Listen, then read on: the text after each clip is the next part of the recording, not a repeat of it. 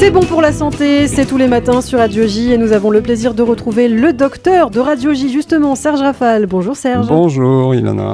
Alors ce matin, vous souhaitiez nous parler de la vaccination contre la grippe. Et oui, vaccination qui démarre très prochainement car de nombreux auditeurs déjà troublés par la nécessité d'un rappel contre la Covid hésitent à y associer le vaccin contre la grippe. C'est vrai Ilana que les Français n'ont entendu parler que de vaccination depuis des mois et que la recommandation d'y ajouter celle de la grippe ne les enchante guère.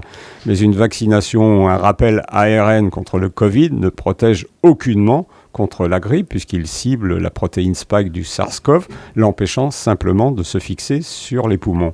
Or, la grippe est une affection virale saisonnière dangereuse puisqu'elle touche 6 à 8 millions de personnes par an, responsable de 8 à 10 000 décès et en moyenne de 2000 séjours en réanimation.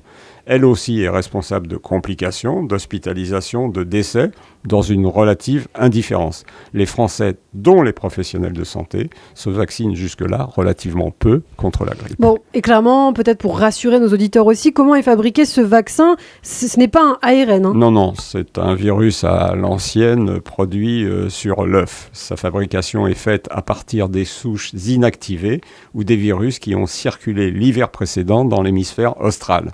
C'est donc un vaccin dont la composition change chaque année en fonction des souches circulantes. Il y en a eu une cinquantaine depuis 1989. Elles sont répertoriées par l'OMS qui prévient les laboratoires fabricants de vaccins.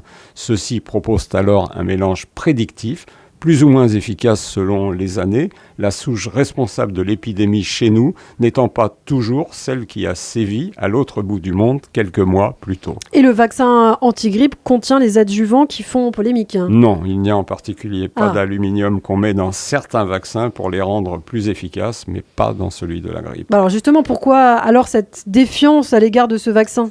Une défiance générale à l'égard des vaccins, mais qu'on voit de moins en moins. Deux raisons principales. Sa relative inefficacité, autour de 50%, soit un patient sur deux seulement protégé.